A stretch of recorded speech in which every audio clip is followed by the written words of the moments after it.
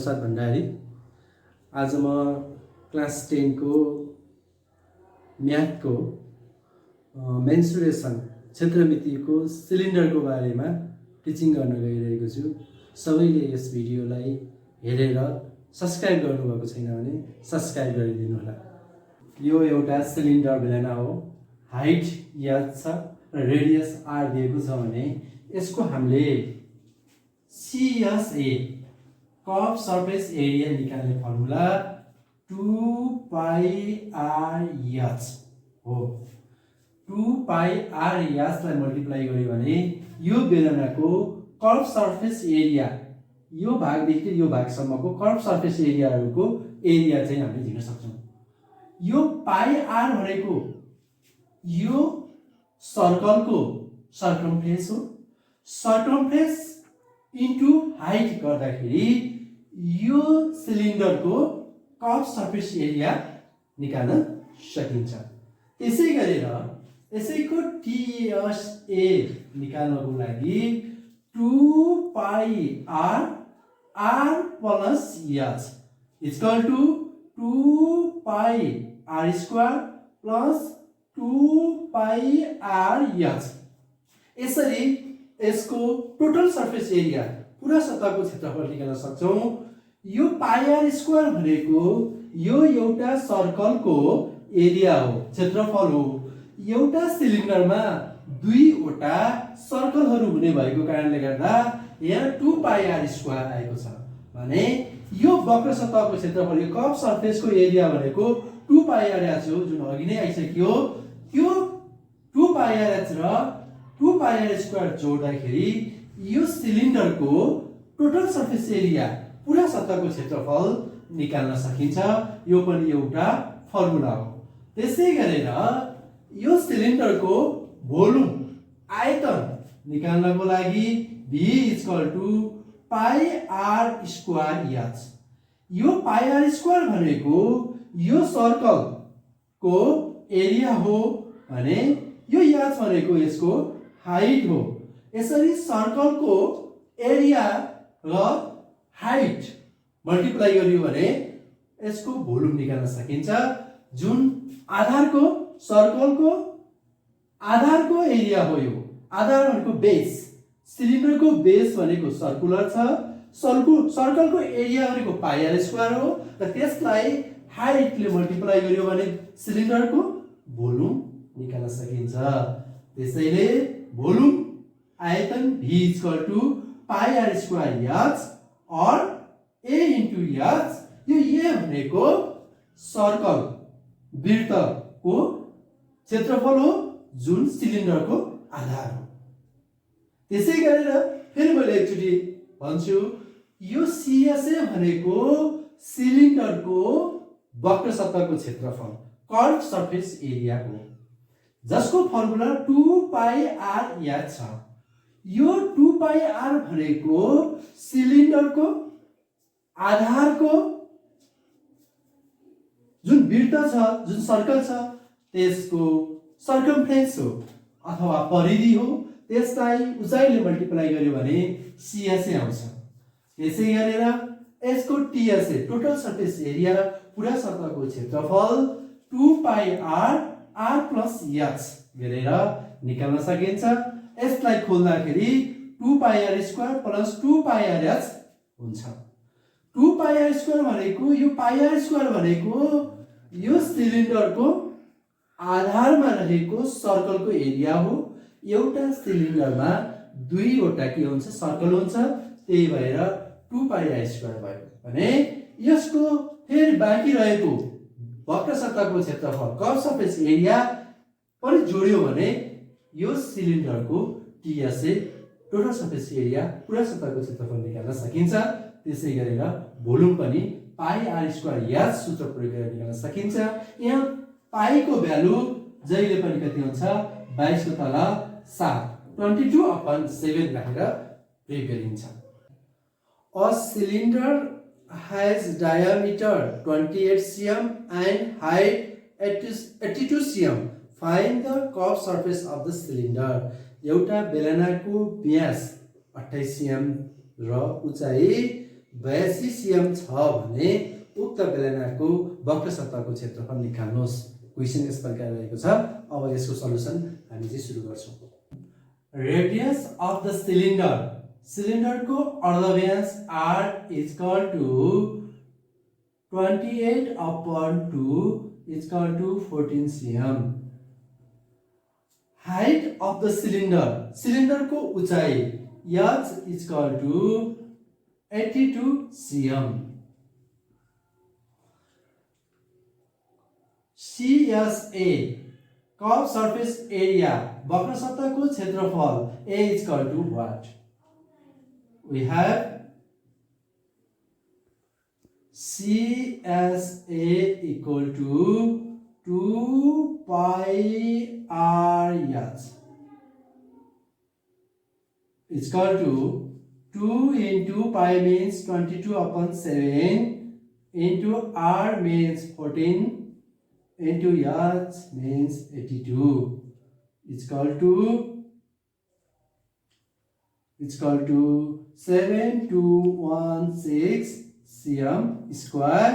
This is the answer of this question. यो नै answer हो। यसलाई हामीले क्याल्कुलेटर प्रयोग गरेर सिधै आन्सर दिन सक्छौं। त्यसै कारणले गर्दा उक्त बेलनाको CSA, त्यस सिलिन्डरको CSA कर्व सर्फेस एरिया, वक्र सतहको क्षेत्रफल 7216 cm square रहेछ। The circumference of the circular base of a cylinder with height 20 cm is 88 cm. Find the total surface area of the cylinder. 20 cm उचाइ भएको एउटा बेलनाको वृत्ताकार आधारको परिधि 88 cm छ भने उक्त बेलनाको पूरा सतहको क्षेत्रफल निकाल्नुहोस्। The height of the cylinder H is equal to 20 cm. The circumference of the cylinder C is equal to 88 cm. Therefore, R is equal to what? Radius R is equal to what? TSA is equal to also what? We have C is equal to 2 pi R. Here C circumference को value गरी छ 88 cm छ, यसलाई यहाँ राख्ने, equal to 2 into pi को value 22/7, r को value हामीले फाइन्ड आउट गर्नुपर्ने हुन्छ। सुरुमा हामीले दिएको छैन। और 88 into 7/44 equal to r।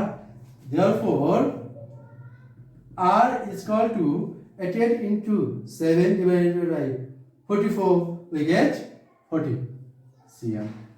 Again, we have TSA.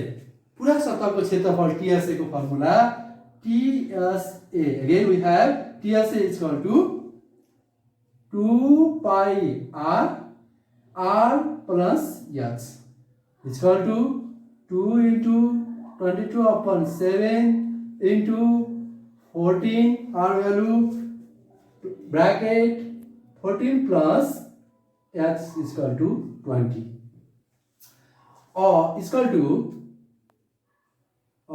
44 into 14 into 34/7 is equal to, we get 2992 cm square. This is the answer of this question. Here again, height उचाइ, सिलिन्डरको उचाइ 20 cm दिएको छ। त्यसको आधारको परिधि C सर्कमफेरेन्स 88 cm दिएको छ। हामीले यसमा रेडियस पनि दिएको छैन र TSA पनि दिएको छैन। हामीले TSA दिनु पर्ने छ।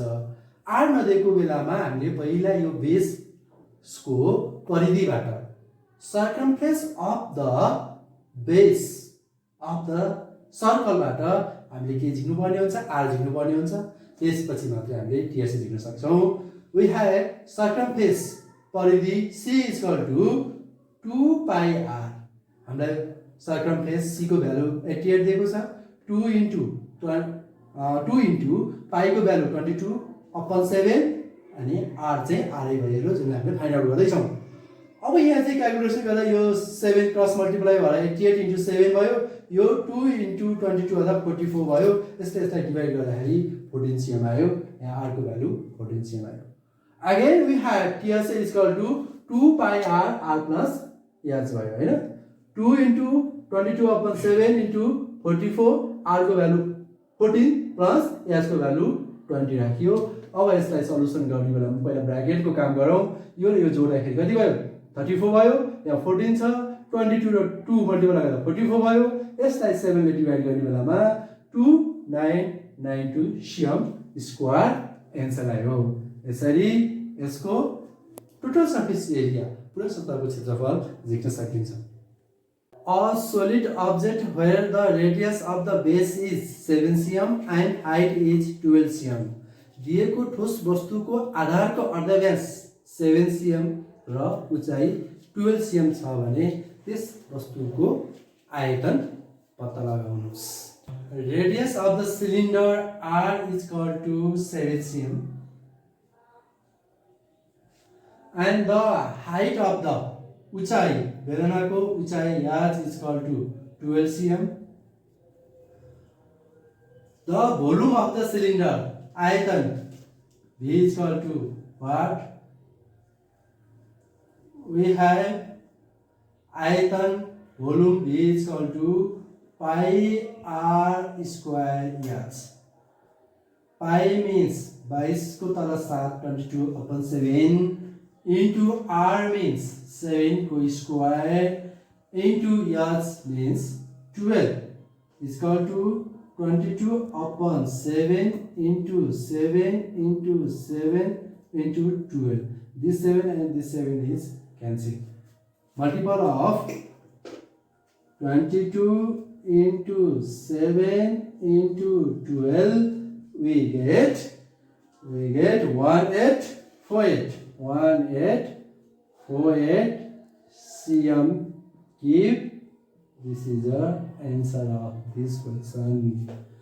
एउटा बेलनाको अर्धव्यास रेडियस r 7 cm छ, उचाइ 12 cm छ।